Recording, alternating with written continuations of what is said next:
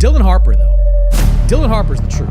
That's what I'm talking about. Is the truth. Like, I know we're all excited about Cooper Flagg, and I'm among the people excited about him. Like, I think did the Mavs started at point guard recently? Like, yeah. He's going to be able to do a lot of different things. He's already doing all the things. Tons of things. I'm going to start with a confession.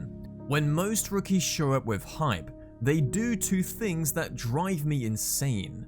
They either play like every shot is a job interview, or they play like they're scared of messing up. And both versions look the same on TV. Rushed, loud, and somehow invisible at the same time. Dylan Harper hasn't felt like either one. That's what's weird about him. He doesn't look like a kid trying to survive the NBA. He looks like a guard who already understands what San Antonio is trying to build, and he's slipping into it like he's been in the film room for 3 seasons. Penny driving off. Harper thought about it, now drives. Dylan Harper! So by the end of this video, you'll know why Harper matters, why the Spurs situation might be the best landing spot he could have asked for, and what still has to change if he's going to jump from good young guard to oh that's a problem. And before we get into it, those who are not subscribers, almost all of you watching aren't subscribed, which is kind of wild. Subscribe to NBA Inside and drop a comment telling me what you want next, because I pull video ideas from the comments. Here's the baseline. Dylan Harper is a 6'5" to 6'6" left-handed combo guard. Pick 2 in the 2025 draft. Spurs, listed around 215 pounds, jersey number 2, built like a guard who doesn't get bumped off his line. And yes, he's a Harper.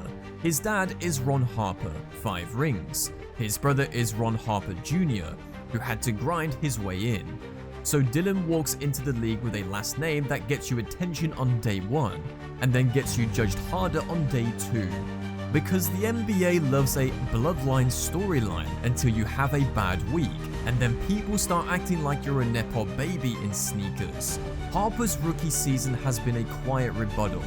He's given San Antonio about 11 points, 3 rebounds, and about 4 assists in a little over 22 minutes per game. Anthony Black has a burst in the open court. Harper again. Harper! Blown by everybody. Mostly coming off the bench, but he's not a victory cigar player. He closes games, and he's already had multiple 20+ point nights. That tells you what this staff thinks, even if the casual box score scroll doesn't. And just to be clear, the Spurs aren't handing minutes out for vibes. This roster has real goals, and it has a 7'4" franchise anchor behind you, waiting for you to make the right read. The thing I keep noticing with Harper is how calm the possessions feel when he's the ball handler. Not slow, calm. He's not sprinting into traps. He's not forcing the look at me pass. He's not rushing a pull-up just because he got a half step. He's sizing up, he's probing, and he's using his body like he knows he's allowed to. That's why his game makes sense to me. A lot of rookies play like every possession is a pop quiz. Harper plays like he already saw the answers. He's comfortable living in the small stuff. He changes pace. He gets defenders on his hip. He keeps his dribble alive until the defense actually commits. And when the help shows, he makes the normal read, not the heroic one. He's comfortable being a creator without demanding the spotlight for it. And that comfort didn't fall from the sky. Ron Harper Sr. played 15 seasons and won 5 championships. But the part that matters for Dylan is how Ron got there. Early on, Ron could score. Then he reinvented himself into a bigger defensive guard who did the boring winning stuff next to Jordan and Pippen, and later next to Kobe and Shaq. So Dylan didn't grow up around drop 30 basketball. He grew up around stay on the floor in June basketball. And Dylan's mum, Maria, played Division I ball and coached.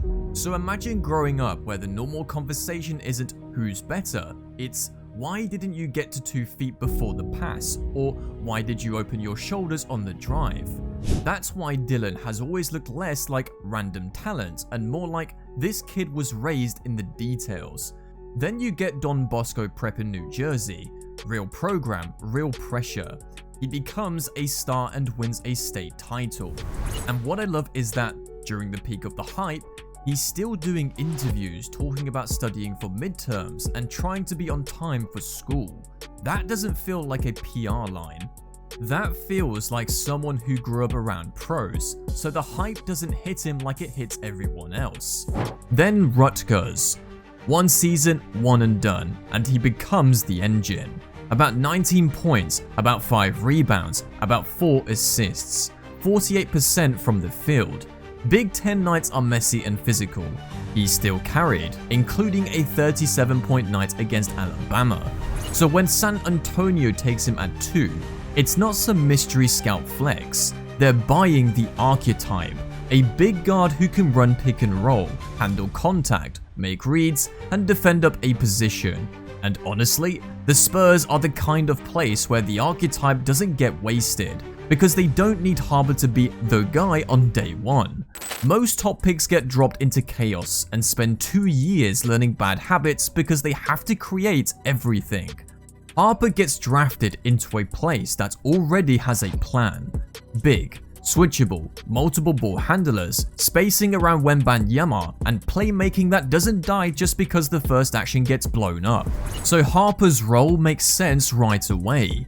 Bench creator, secondary organizer, a big guard who can take pressure off the main ball handler. Now, the rookie numbers are solid, but what I care about is the feel behind them.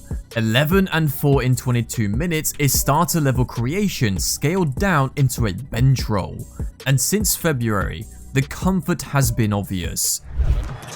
Poland bumping Harper. Good physical defense. Oh, what a spin move from Harper. There's a stretch where he's around 12 to 13 points and almost 5 assists per game while shooting over 55% from the floor, and the Spurs went on a run where they didn't lose when he played that way. That doesn't scream luck, it screams the game is slowing down. He's already had nights like 22 points on 8 of 11 shooting. When a rookie guard is that efficient on real attempts, it usually means his shot diet is smart, not just hot. So what does he do well specifically? He's a pace guard. He wins with timing, strength, and angles more than pure burst. He gets downhill without looking frantic. He'll hesitate, get you leaning, then put you on his hip and force you to pick a poison. And he's a real passer, not cute left passes for a clip, but functional reads. Corner kickouts, pocket passes, skip passes when the low man cheats, drop-offs when the big commits. The part I like most is he rarely looks rushed, even when possessions get messy. A lot of young guards speed up the moment they see help. Harper slows down and lets the help tell on itself. Lost it. Still loose. Harper has to fire it, and it's good! Now, the jumper.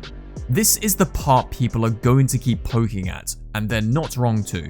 Right now, the 3-point percentage is still a work in progress. Mid-20s so far, that matters, but the bigger question is how fast it becomes respected. He doesn't need to be elite from 3, he needs defenders to step up enough that the lane isn't crowded before he even starts the drive. Because once defenses have to honor him, the Spurs ecosystem opens up. A guard who can get downhill and make the right read next to Wembanyama is exactly what San Antonio drafted him to be. Now, defense. This is where Harper can separate from a lot of young guards. He has the body, the length, and the willingness to take contact. He can guard point guards and wings. He's not perfect, but the upside is real. And the Spurs system makes it easier to lean into it. If you're a guard playing with a normal big, you have to be careful. If you get beat, it's a layup. If you're a guard playing with Wembanyama behind you, you can push limits, you can press higher, you can be more physical, because even if you lose, the rim is still protected. That backline lets Harper be aggressive without the whole defense collapsing. That's why the fit feels unfair long term. Now, the family part again, because it matters. Dylan isn't trying to cosplay his dad, he plays his own game, and you still see the Harper DNA in the habits. Calm, physical, comfortable in a role. Cornette on a handoff for Harper. Smooth Harper. And the Ron Harper Jr. piece matters too. His brother didn't get handed anything, so Dylan didn't grow up thinking everything is guaranteed. He watched the work up close. Now I'll get a little opinionated. I think the league is going to get annoyed with San Antonio again, because if Harper becomes a respected shooter in the next 2 seasons, you're looking at a team with a generational anchor, multiple creators, and a system that already makes sense. But here's the tension. Harper still has to take a leap as a scorer without turning into a ball stopper. It's easy to say, be more aggressive.